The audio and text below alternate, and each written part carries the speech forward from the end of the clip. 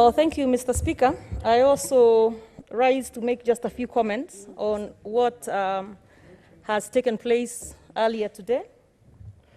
And without obviously being cognizant of how you have ruled and knowing that I cannot and I'm not attacking what has been communicated, it's also important that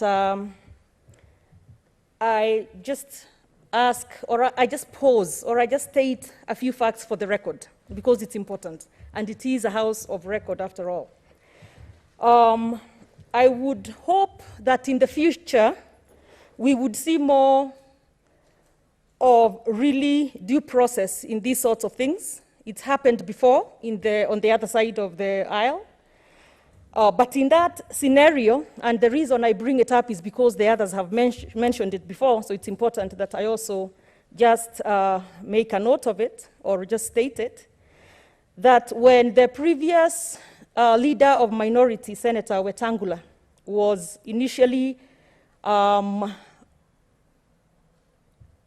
removed by the NASA coalition, the ruling by the Speaker was that the decision had to be communicated by the minority whip, which clearly here today, that never happened. So it seems the rules of the game change as time passes, or perhaps as directions are given, but we go on. And what I would probably wish to state for those senators who have talked about we move on and let the House continue working, you shouldn't worry about that. Obviously, I mean, at the end of the day, I'm here because I'm the senator of Nakuru County. And the decision this morning does not change that. So I will continue to work for the people of Nakuru County and to be an active senator in this House. But at the same time, it's important to also note that as my age mate there, granted, you should really, Senator Haniri, you should never really state the age of a lady, because people might find out your age and then be able to determine mine. Now you are protesting after the fact. After the fact. I gave you an opportunity to protest. No, but I don't mind. I don't mind. Just don't say it again. Out of the window. Yeah. Mr. Speaker, sorry. So anyway, as Senator Haniri and Senator Ochilo have stated here, it happens, I mean, it's politics. At the end of the day, we know, and it's clear, and it's obvious.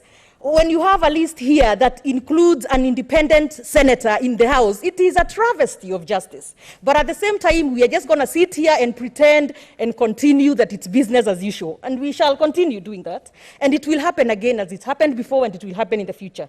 But at the same time, don't try to gag us. Let us be able to just say it. So as we proceed, we also know that there was an order. There was an order this morning from the political parties dispute tribunal, and we know there was no reference made of it.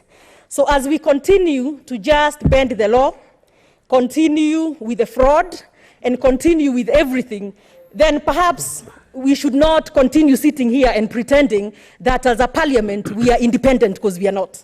We are directed from other chambers, from other quarters, and that is why such a communication does not come from the whip, but comes from wherever you know it came from. But that's okay, that's for another day, it will happen to others. We move on.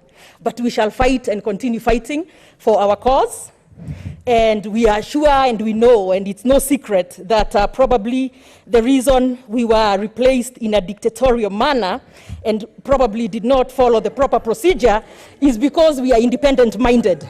We shall continue to be independent-minded, and Mr. Speaker, as I sit, I shall leave, I will read a quote here from Senator... What is it, Senator Perez? Ted Kennedy.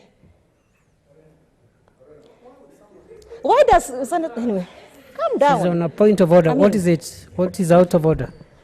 Mr. Speaker, is it in order for the Senator for Nakuru to start telling this House how they were replaced in a dictatorial manner, when all this House, or all the communication did was to communicate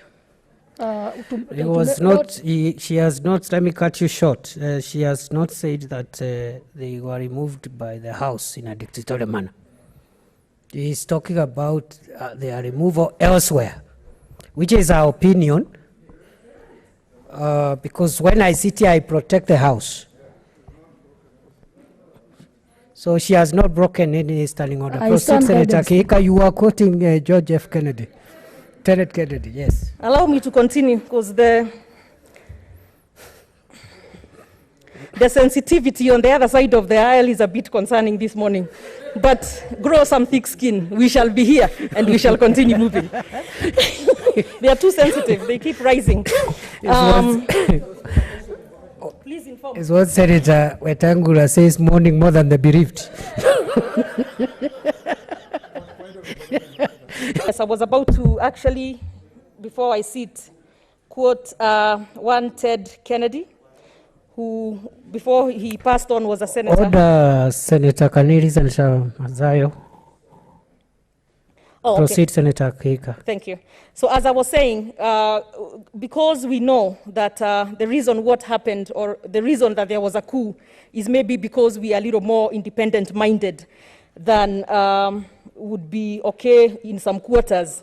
So as I sit, I will read these. What is this, Senator? You have really interrupted Senator Kihika. I don't know what's with these people. Surely. What is... Surely. Yeah, you know, Senator Mazayo, and I'm not trying to gag you. I'll still allow you. But at the beginning, I said, let's try and manage this. You can say the same things and manage ourselves so that we make progress. Bwana Spika, hoja nidhamu, Bwana Spika. Kwa sababu nataka kumkosoa mahali. Yes. Bwana Spika, nilikuwa nauliza, kulikuwa na mapinduzi vile ambavyo inaambiwa kwamba kulikuwa na coup. According to her, manake kwa in the sababu party, tunavyoelewa, that's she says, according to her in the party, yani kunakuwa na mapinduzi, mageuzi ambayo si ya kihalali. Senator Mazayo, remember we said we distinguish between party activities and House proceedings. Senator Kihika has managed to maneuver the issue of the House carefully up to now. Her views about the party is something that perhaps she could have a latitude, of course within the rules also, to have her own opinion. Because if there was a coup in our party, this is not the place where the party where we can discuss that. Thank you, Mr. Speaker. And I'm really trying to finish, but these mourners who are mourning more than the bereaved just keep interrupting. But anyway, they would, if there was a coup in our party, they are not members of our party, so they wouldn't know. So I'm just responding to the point of order.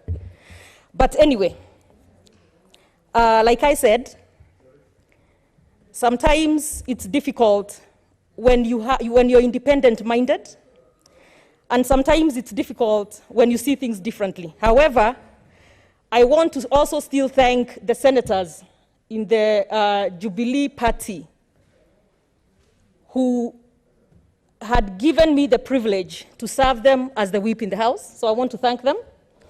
I know there was a lot of coercion, there was a lot of intimidation, but I understand, like we were told earlier this morning, it is politics, and that's just the way it is.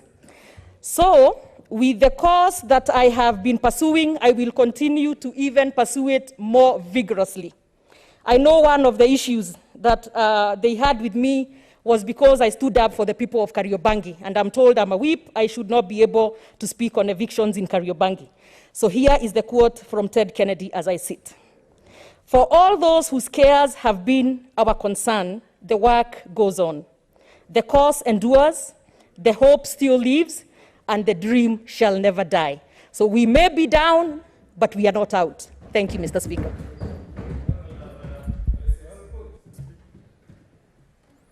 The only people that are in my mind at the moment, Mr. Speaker, is not me. It's my staff. And I know they've done tremendous job. They have loans. They have commitments to their families. This afternoon, they are going to lose their jobs by a stroke of a political conmanship, Mr. Speaker. So I feel for them. And Mr. Speaker, I want to say this, that I want to thank them for their support. I will stand by them as a person. I have just started my political life. I have only been 8 years, actually 7 years in politics, Mr. Speaker. I believe this is just but the morning of our political careers. There will be a brighter future. I want to tell them that they should take heart. We will come back and come back big, Mr. Speaker, and they must be able to continue looking forward to that great future. Lastly, Mr. Speaker, I wish during this